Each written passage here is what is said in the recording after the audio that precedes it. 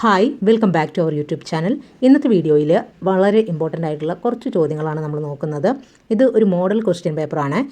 തൊഴിൽ വീതിയിൽ വന്ന കുറച്ച് ക്വസ്റ്റ്യൻസ് ആണ്. അപ്പോൾ ഇത് മുന്നോട്ടുള്ള ഒക്ടോബറിലൊക്കെ നടക്കാനിരിക്കുന്ന പരീക്ഷകളിൽ നിങ്ങൾക്ക് എന്തായാലും യൂസ്ഫുൾ ആവും. അതുകൊണ്ട് മുഴുവനായിട്ട് കാണുക. അപ്പോൾ വീഡിയോ ഉപകാരപ്പെടുകയാണെങ്കിൽ ഒന്ന് ലൈക്ക് ചെയ്യുക, ഷെയർ ചെയ്യുക, കമൻറ്റ് ചെയ്യുക. ചാനൽ ഉപകാരപ്പെടുന്നുണ്ടെങ്കിൽ ഒന്ന് സബ്സ്ക്രൈബ് ചെയ്യുക. നോട്ടിഫിക്കേഷന് വേണ്ടി തൊട്ടടുത്തുള്ള ബെൽ ബട്ടൺ കൂടെ ഒന്ന് ക്ലിക്ക് ചെയ്യുക. അപ്പോൾ ഒന്നാമത്തെ ചോദ്യം, ഇന്ത്യയിലെ 30 നഗരങ്ങൾ 2026 ഭിക്ഷാടന മുക്തമാക്കുക എന്ന ലക്ഷ്യത്തോടെ കേന്ദ്ര സർക്കാർ ആരംഭിച്ച ഭിക്ഷാ വൃത്തി മുക്ത് ഭാരത് പദ്ധതിയിൽ ഉൾപ്പെട്ട കേരളത്തിലെ നഗരങ്ങൾ. തിരുവനന്തപുരം, കോഴിക്കോട് ആണ് ഭിക്ഷാ വൃത്തി മുക്ത് ഭാരത് പദ്ധതിയിൽ ഉൾപ്പെട്ട കേരളത്തിലെ നഗരങ്ങൾ. അടുത്ത ചോദ്യം, കാസർഗോഡ് ജില്ലയുമായി ബന്ധപ്പെട്ട ജോഡികളിൽ തെറ്റായത് ഏത്? ഓപ്ഷൻ എ ഔദ്യോഗിക വൃക്ഷം കാഞ്ഞിരം, ഓപ്ഷൻ ബി ഔദ്യോഗിക പക്ഷി വെള്ളവയറൻ കടൽപ്പരുന്ത്, ഓപ്ഷൻ സി ഔദ്യോഗിക ജീവി പന്നിമൂക്കൻ തവള, ഓപ്ഷൻ ഡി ഔദ്യോഗിക പുഷ്പം പെരിയ പോളത്താളി. അപ്പോൾ ഇതിനകത്ത് തെറ്റ് ഏതാണ്?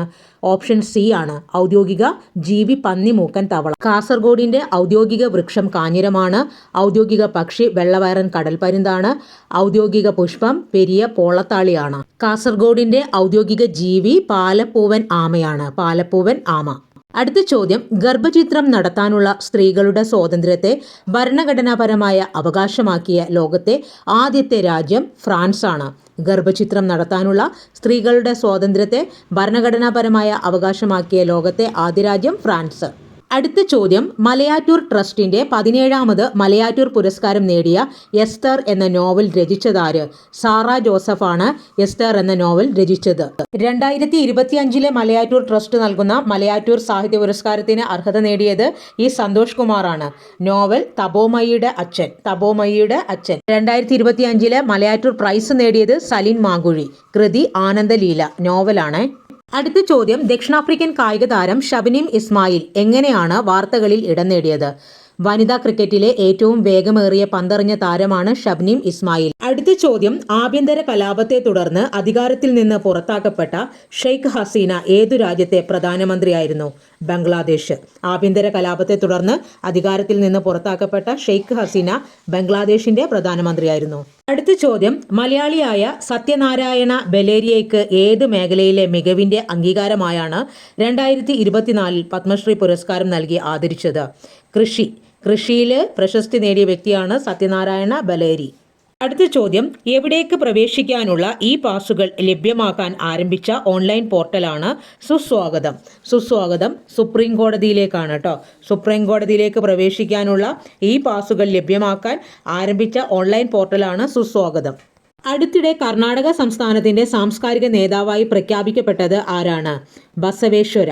അടുത്ത ചോദ്യം, സമുദ്ര സമ്പത്തും ജൈവ വൈവിധ്യവും സംരക്ഷിക്കാൻ രാജ്യത്ത് ആദ്യമായി പ്രത്യേക സേനയ്ക്ക് രൂപം നൽകിയ സംസ്ഥാനം ഏതാണ്? തമിഴ്നാട്. തമിഴ്നാടാണ് സമുദ്ര സമ്പത്തും ജൈവ വൈവിധ്യവും സംരക്ഷിക്കാൻ രാജ്യത്ത് ആദ്യമായി പ്രത്യേക സേനയ്ക്ക് രൂപം നൽകിയ സംസ്ഥാനം. അടുത്ത ചോദ്യം, ടെസ്റ്റ് ക്രിക്കറ്റിൽ ഏറ്റവും കൂടുതൽ തവണ 5 വിക്കറ്റ് നേട്ടം സ്വന്തമാക്കിയ ഇന്ത്യൻ ക്രിക്കറ്ററാണ് ആർ അശ്വിൻ. ടെസ്റ്റ് ക്രിക്കറ്റിൽ ഏറ്റവും കൂടുതൽ തവണ 5 വിക്കറ്റ് നേട്ടം സ്വന്തമാക്കിയ ഇന്ത്യൻ ക്രിക്കറ്റർ ആർ അശ്വിൻ. ലോകത്തെ ഏറ്റവും നീളമുള്ള ഇരട്ട തുരങ്ക പാതയായ സെല ടണൽ ഏത് സംസ്ഥാനത്താണ്? അരുണാചൽ പ്രദേശിലാണ് ലോകത്തെ ഏറ്റവും നീളം കൂടിയ ഇരട്ട തുരങ്ക പാത സെല ടണൽ സ്ഥിതി ചെയ്യുന്നത്. അടുത്ത ചോദ്യം, ഭൗമസൂചിക പദവി സ്വന്തമാക്കിയ മഞ്ഞൾ ഇനമായിട്ടുള്ള ലഗഡോങ് ഏത് സംസ്ഥാനത്ത് നിന്ന് ഉള്ളതാണ്? ലഗഡോങ് എന്ന് പറയുന്നത് മഞ്ഞളാണ്, അത് മേഘാലയയിൽ നിന്നുള്ളതാണ് കേട്ടോ. കാലാവസ്ഥാ വ്യതിയാനത്തെ തുടർന്ന് ഒരു ദ്വീപിലെ മുഴുവൻ ജനങ്ങളെയും ഒഴിപ്പിച്ച ലോകത്തെ ആദ്യ രാജ്യം പനാമയാണ്. കാലാവസ്ഥാ വ്യതിയാനത്തെ തുടർന്ന് ഒരു ദ്വീപിലെ മുഴുവൻ ജനങ്ങളെയും ഒഴിപ്പിച്ച ലോകത്തെ ആദ്യ രാജ്യം പനാമ.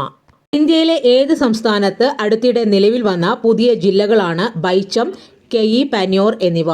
ബൈച്ചം, കെയി പന്യോർ എന്നിവ അരുണാചൽ പ്രദേശിലെ പുതിയ ജില്ലകളാണ്. അടുത്ത ചോദ്യം, ദേശീയ പട്ടികജാതി കമ്മീഷന്റെ നിലവിലെ ചെയർമാൻ കിഷോർ മക്കാന. അടുത്ത ചോദ്യം, ഇവരിൽ ആരെയാണ് 2024 മാർച്ചിൽ ഇന്ത്യൻ രാഷ്ട്രപതി രാജ്യസഭയിലേക്ക് നാമനിർദ്ദേശം ചെയ്തത്? സുധാമൂർത്തി. സുധാമൂർത്തിയെയാണ് 2024 മാർച്ചിൽ ഇന്ത്യൻ രാഷ്ട്രപതി രാജ്യസഭയിലേക്ക് നാമനിർദ്ദേശം ചെയ്തത്. നെതർലാൻഡ്സ് രാജാവ് രക്ഷാധികാരിയായ ഇറാസ്മിയാനം ഫൗണ്ടേഷൻ നൽകുന്ന ഇറാസ്മസ് പ്രൈസ് ലഭിച്ച ഇന്ത്യൻ അമിതാഭ് ഘോഷ്. 2025 പ്രൈസ് നേടിയത് ഡോണ ജിയന്നെ ഹരവെയാണ്. 2024 ഇസാഫ് ഫൗണ്ടേഷന്റെ സ്ത്രീരത്ന പുരസ്കാരം ലഭിച്ചത് ടെസി തോമസിന്. ഇസാഫ് ഫൗണ്ടേഷന്റെ സ്ത്രീരത്ന പുരസ്കാരം 2024 ലഭിച്ചത് ടെസി തോമസിനാണ്. അടുത്ത ചോദ്യം, ഫോണിലും വാട്സാപ്പിലും വരുന്ന തട്ടിപ്പ് മെസ്സേജുകളും കോളുകളും തടയുക എന്ന ലക്ഷ്യത്തോടെ കേന്ദ്ര സർക്കാർ ആരംഭിച്ച പ്ലാറ്റ്ഫോം ഇവയിൽ ഏതാണ്? ചക്ഷു എന്ന് പറയുന്നത് ഫോണിലും വാട്സപ്പിലും വരുന്ന തട്ടിപ്പ് മെസ്സേജുകളും കോളുകളും തടയുക എന്ന ലക്ഷ്യത്തോടെ കേന്ദ്ര സർക്കാർ ആരംഭിച്ച പ്ലാറ്റ്ഫോമാണ്. അടുത്ത ചോദ്യം, ശരിയായ രീതിയിൽ ക്രമീകരിക്കുക. ലോകഹിതവാദി ആരാണ്? ലോകഹിതവാദി ഗോപാൽ ഹരി ദേശ്മുഖാണ്. അടുത്തത് ലോകപ്രിയ ഗോപിനാഥ് ബർദലോയാണ്. മഹാമാന മദൻ മോഹൻ മാളവ്യ. രാജർഷി പുരുഷോത്തം ദാസ് ടണ്ടൻ.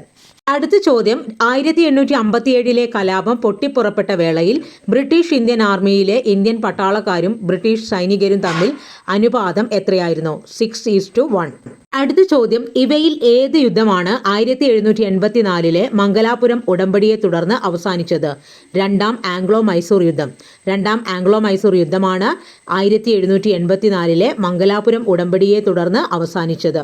എവിടെ നടന്ന മുസ്ലിം ലീഗ് സമ്മേളനത്തിലാണ് മുഹമ്മദ് ഇക്ബാൽ ദ്വിരാഷ്ട്ര സിദ്ധാന്തം ആദ്യം അവതരിപ്പിച്ചത്? 1930 അലഹബാദിൽ വെച്ച് നടന്ന സമ്മേളനത്തിൽ. അടുത്ത ചോദ്യം, ഇവയിൽ ഏതാണ് സന്താനം കമ്മിറ്റി ശുപാർശ പ്രകാരം നിലവിൽ വന്നത്? സെൻട്രൽ വിജിലൻസ് കമ്മീഷനാണ് സന്താനം കമ്മിറ്റിയുടെ ശുപാർശ പ്രകാരം നിലവിൽ വന്നത്. വർഷം 1964. അടുത്ത ചോദ്യം, മൊബൈൽ നമ്പർ പോർട്ടബിലിറ്റി സംവിധാനം നിലവിൽ വന്ന ആദ്യ ഇന്ത്യൻ സംസ്ഥാനം ഹരിയാനയിലാണ് മൊബൈൽ നമ്പർ പോർട്ടബിലിറ്റി സംവിധാനം ആദ്യമായിട്ട് നിലവിൽ വന്നത്. അടുത്ത ചോദ്യം, പിന്നാക്ക സമുദായ സംവരണത്തെക്കുറിച്ച് പഠിക്കാൻ മണ്ഡൽ കമ്മീഷനെ നിയമിച്ചത് ഏത് പ്രധാനമന്ത്രിയുടെ കാലത്താണ്? മൊറാർജി ദേശായിയുടെ കാലത്താണ് പിന്നാക്ക സമുദായ സംവരണത്തെക്കുറിച്ച് പഠിക്കാൻ മണ്ഡൽ കമ്മീഷനെ നിയമിച്ചത്. അടുത്ത ചോദ്യം, നീതി ആയോഗിനെ കുറിച്ചുള്ള പ്രസ്താവനകൾ പരിഗണിക്കുക. ഒന്നാമത്തെ പ്രസ്താവന, ഇന്ത്യയുടെ രാഷ്ട്രപതിയാണ് നീതി ആയോഗിന്റെ ചെയർമാൻ. അത് തെറ്റാണല്ലേ. ഇന്ത്യയുടെ പ്രധാനമന്ത്രിയാണ് നീതി ആയോഗിന്റെ ചെയർമാൻ. നീതി ആയോഗ് നിലവിൽ വന്നത് 2005 2015 ജനുവരി 1. അടുത്ത ചോദ്യം, ഏറ്റവും കൂടുതൽ കാലം റിസർവ് ബാങ്ക് ഓഫ് ഇന്ത്യയുടെ ഗവർണർ പദവി വഹിച്ചത് ബനഗൽ രാമറാവു. അടുത്ത ചോദ്യം, ഇന്ത്യൻ ഭരണഘടനയിലെ ഏത് വകുപ്പിനെ പിൻപറ്റി നിലവിൽ വന്നതാണ് 1986 പാസാക്കിയ child labour prevention and regulation act? Article 24. Child labour prevention and regulation act പാസാക്കിയ വർഷം 1986. അടുത്ത ചോദ്യം, പഞ്ചായത്തുകളിൽ 1/3 കവിയാത്ത സീറ്റുകൾ സ്ത്രീകൾക്കായി മാറ്റിവെക്കണമെന്ന് വ്യവസ്ഥ ചെയ്യുന്നത് ഇന്ത്യൻ ഭരണഘടനയിലെ ഏത് വകുപ്പിലാണ്? Article 243 close 3. അടുത്ത ചോദ്യം, ഭാരതത്തിന്റെ ഭൂപ്രദേശത്ത് ഏത് ഭാഗത്ത് താമസിക്കാനും സ്ഥിര താമസമാക്കാനുമുള്ള പൗരന്റെ അവകാശങ്ങളെക്കുറിച്ച് പരാമർശിക്കുന്നത് ഭരണഘടനയിലെ എത്രാം വകുപ്പിലാണ്? ആർട്ടിക്കിൾ 19 ഭാരതത്തിന്റെ ഭൂപ്രദേശത്ത് ഏത് ഭാഗത്ത് താമസിക്കാനും സ്ഥിര താമസമാക്കാനുമുള്ള പൗരന്റെ അവകാശങ്ങളെക്കുറിച്ച് പരാമർശിക്കുന്നത്. അടുത്തത്, ഇന്ത്യൻ ഭരണഘടനയിലെ ആർട്ടിക്കിൾ 7 പ്രകാരം ഏത് തീയതിക്ക് ശേഷം ഭാരതത്തിന്റെ ഭൂപ്രദേശത്ത് നിന്ന് ഇപ്പോൾ പാകിസ്ഥാനിൽ ഉൾപ്പെടുന്ന ഭൂപ്രദേശത്തേക്ക് കുടിയേറിപ്പോയ ആളെയാണ് ഭാരതത്തിന്റെ പൗരനായി കരുതാത്തത്? 1947 മാർച്ച് 1 ശേഷം. അടുത്ത ചോദ്യം, പടിഞ്ഞാറോട്ട് ഒഴുകുന്ന ഇന്ത്യയിലെ ഏറ്റവും വലിയ നദി നർമ്മദ നദിയാണ് പടിഞ്ഞാറോട്ട് ഒഴുകുന്ന ഇന്ത്യയിലെ ഏറ്റവും വലിയ നദി. അടുത്ത ചോദ്യം, സെൻട്രൽ ടൊബാക്കോ റിസർച്ച് ഇൻസ്റ്റിറ്റ്യൂട്ട് എവിടെയാണ്? സെൻട്രൽ ടൊബാക്കോ റിസർച്ച് ഇൻസ്റ്റിറ്റ്യൂട്ട് സ്ഥിതി ചെയ്യുന്നത് രാജമുന്ദ്രി. അടുത്ത ചോദ്യം, തന്നിരിക്കുന്നതിൽ ഉപദ്വീപീയ നദികളിൽ ഉൾപ്പെടാത്തത്? അളകനന്ദ. നർമ്മദ, കാവേരി, മഹാനദിയൊക്കെ ഉപദ്വീപീയൻ നദികളിൽ ഉൾപ്പെടുന്നതാണ്.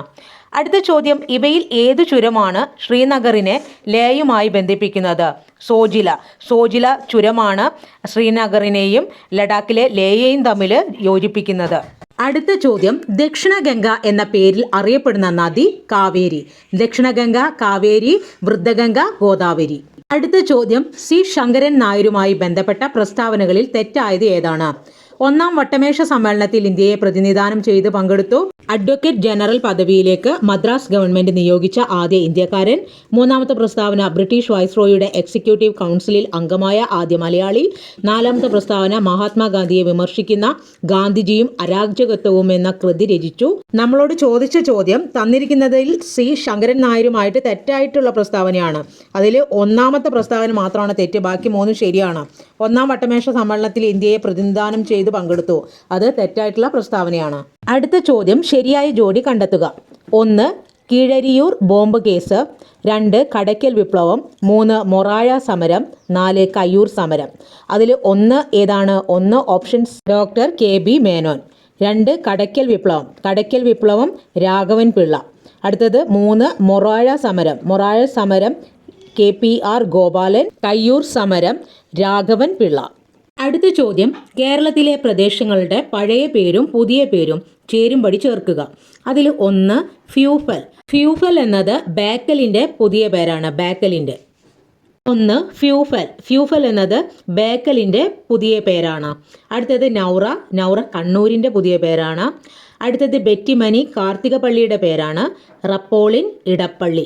അടുത്ത ചോദ്യം നവോത്ഥാന നായകരും അവർ രചിച്ച കൃതികളും തമ്മിൽ ബന്ധിപ്പിക്കുക. 1 വാഗ്ഭടാനന്ദന്റെ കൃതിയാണ് അധ്യാത്മയുദ്ധം എഴുതിയത് വാഗ്ഭടാനന്ദൻ.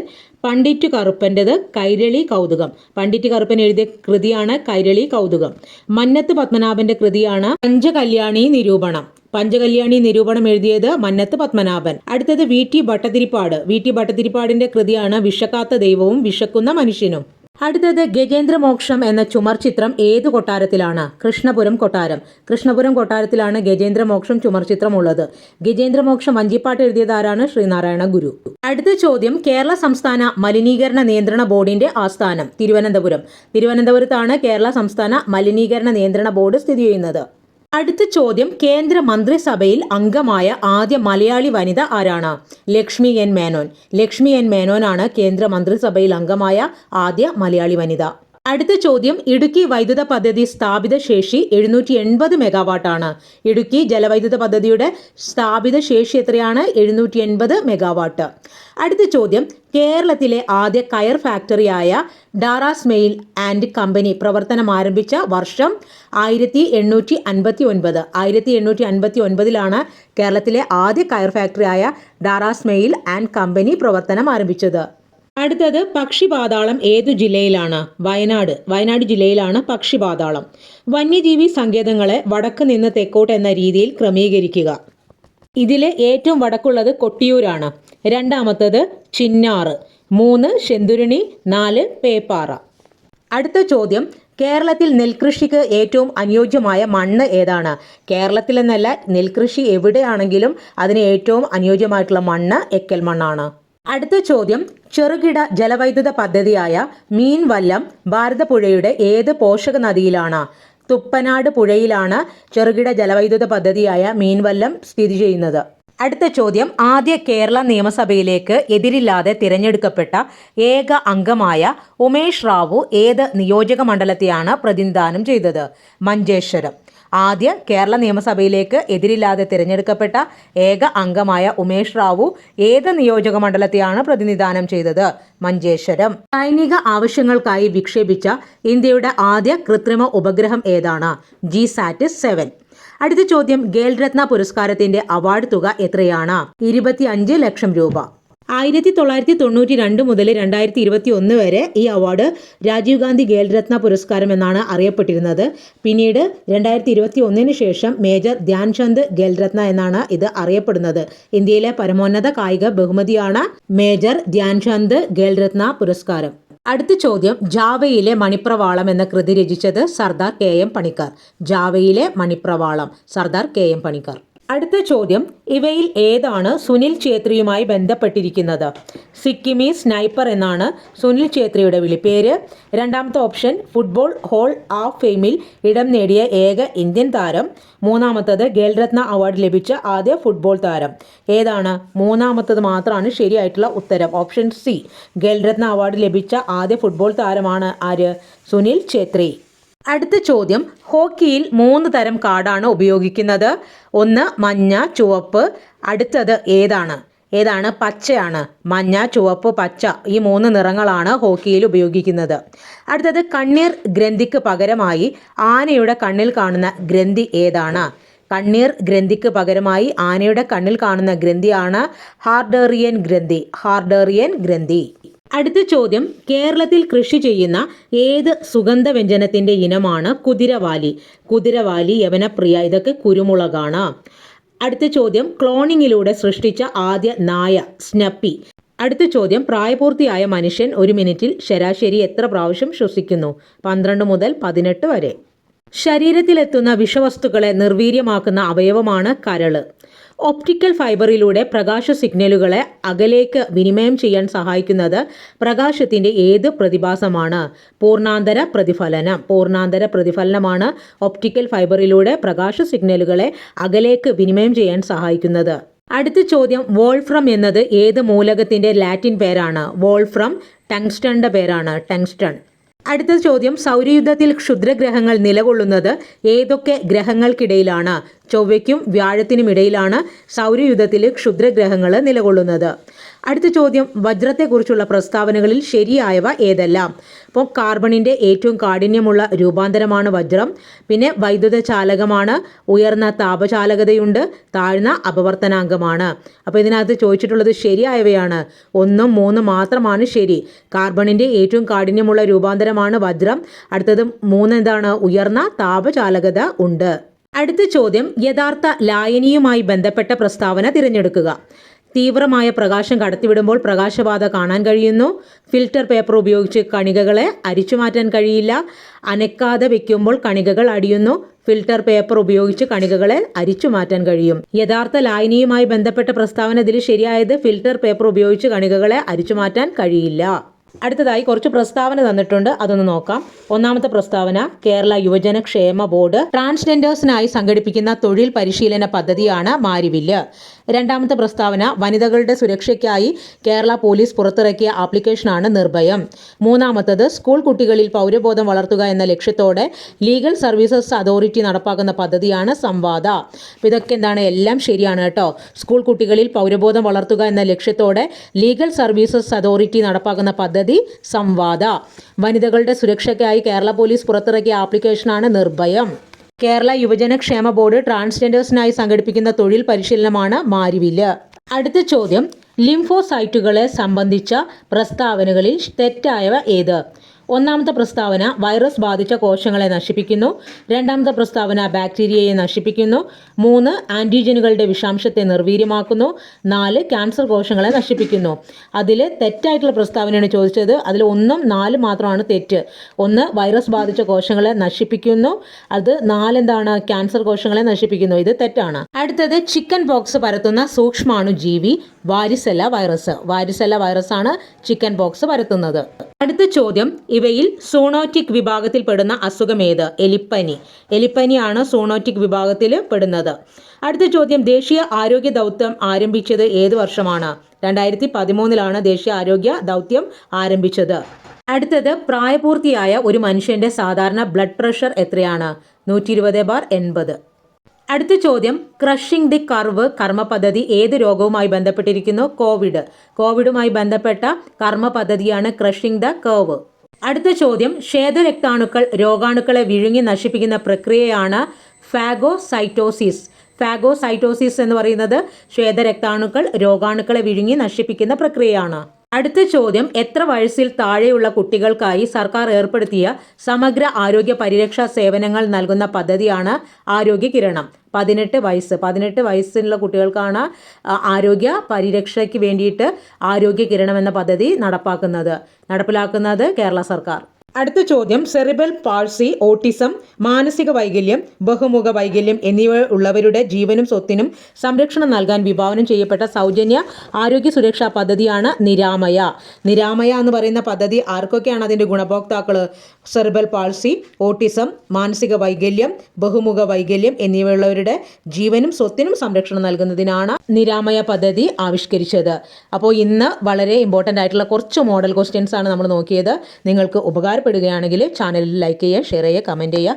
പുതിയ നല്ല വീഡിയോസുമായി വീണ്ടും കാണാം. അതുവരേക്കും താങ്ക് യു.